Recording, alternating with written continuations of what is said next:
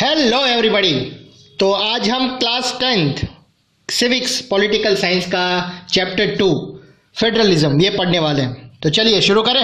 चलिए ओवरव्यू देख लेते हैं। पहले पिछले चैप्टर में हमने गौर किया था कि पावर के डिफरेंट लेवल्स के बीच पावर का वर्टिकल डिवीजन मॉडर्न डेमोक्रेसी में पावर शेयरिंग का एक आम रूप है। इस चैप्टर में हम पावर के शेयरिंग के इसी रूप को आगे बढ़ाएंगे। इसे आमतौर पर फेडरलिज्म कहा जाता है। इससे एक ही डेमोक्रेटिक सिस्टम के अंदर अलग अलग इलाकों का साथ रहना और चलना पॉसिबल हो पाता है। चैप्टर के एंड में हम देखेंगे कि इंडिया के फेडरलिज्म के सिद्धांत और व्यवहार को समझने की कोशिश करेंगे।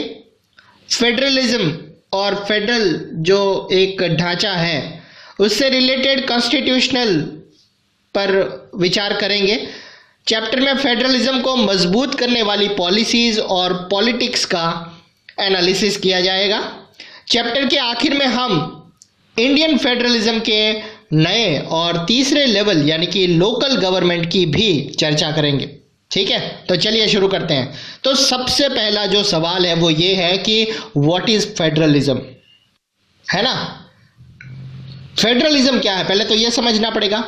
आइए एक बार फिर पिछले चैप्टर यानी कि चैप्टर 1 पावर शेयरिंग में दिए गए बेल्जियम और श्रीलंका के डिफरेंस पर गौर करते हैं।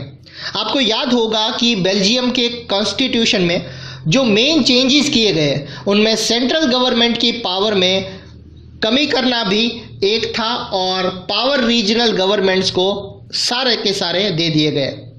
बेल्जियम में उससे पहले से भी रीजनल पावर गवर्नमेंट थी, तब भी उनकी अपनी रोल भी अलग से रखी हुई थी, यानी कि सेंट्रल गवर्नमेंट भी थी, स्टेट गवर्नमेंट भी थी और लोकल गवर्नमेंट भी थी। अपने पावर्स भी थे, पर ये पावर्स उनको फेडरल द्वारा दिए गए थे और इन्हें सेंट्रल गवर्नमेंट वापस भी ले सकती थी। तो 1993 में कुछ चेंजेस ऐसे हुए, रीजनल गवर्नमेंट्स को कुछ कॉन्स्टिट्यूशनल पावर दिए गए। इन अधिकारों के लिए रीजनल गवर्नमेंट अब फेडरल गवर्नमेंट के ऊपर डिपेंड नहीं थी। इस प्रकार बेल्जियम ने यूनिटरी पावर की जगह फेडरल पावर की जो पॉलिसीज थी वो अपना ली। श्रीलंका में व्यवहारिक रूप से अभी भी यूनिटरी पावर सिस्टम है जिसमें सेंट्रल गवर्नमेंट के पास ही सारी पावर्स हैं। श्रीलंका के तमिल नेता नहीं चाहते थे कि देश में सच्चे मायनों में फेडरल पावर सिस्टम कायम हो। तो सबसे पहले स्टूडेंट हम पढ़ते हैं कि ये फेडरलिज्म और यूनिटरी सिस्टम ये दोनों में क्या फ़र्क है। तो जो फेडरलिज्म है वो लेवल ऑफ गवर्नमेंट होती है, उसमें बहुत सारे लेवल्स होते हैं, लेकिन यूनिटरी जो गवर्नमेंट होती है उसमें सिर्फ एक लेवल होता है, सेंट्रल गवर्नमेंट। फेडरलिज्म की बात करें तो divisions of powers in levels of government, बहुत सारे पावर्स दिए जाते हैं, लेकिन यूनिटरी गवर्नमेंट में national government held all the powers. Jurisdiction की बात करें तो jurisdiction of each levels of government is specified, पहले से अलग किए हुए, लेकिन यूनिटरी सिस्टम में ऐसा बिल्कुल नहीं है। Submit are all the answerable, सब यूनिट जो होते हैं अलग अलग यूनिट्स वो रिस्पॉन्सिबल होते हैं यूनियन गवर्नमेंट के लिए। तो फेडरल पावर सिस्टम में सर्वोच्च पावर यानी कि फाइनल जो पावर अथॉरिटी सेंट्रल वो उसकी डिफरेंट कॉन्स्टिट्यूएंट यूनिट के बीच बांटी जाती है। आमतौर पर फेडरल सिस्टम में 2 लेवल पर गवर्नमेंट होती है।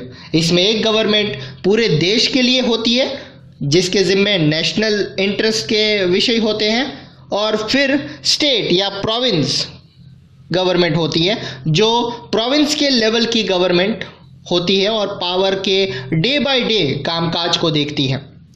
पावर की इन दोनों लेवल की गवर्नमेंट अपने अपने लेवल पर इंडिपेंडेंट होकर अपना काम करती है। इस अर्थ में federal power system unitary power system से ठीक उल्टी है। यूनिटरी सिस्टम में पावर का एक ही लेवल होता है और बाकी यूनिट उसके अधीन होकर काम करती है, यानी कि उसके अंडर काम करती है। इसमें सेंट्रल गवर्नमेंट रीजनल या लोकल गवर्नमेंट को आदेश दे सकती है। लेकिन फेडरल सिस्टम में सेंट्रल गवर्नमेंट स्टेट गवर्नमेंट को कोई भी विशेष करने का आदेश यानी कि ऑर्डर नहीं दे सकती।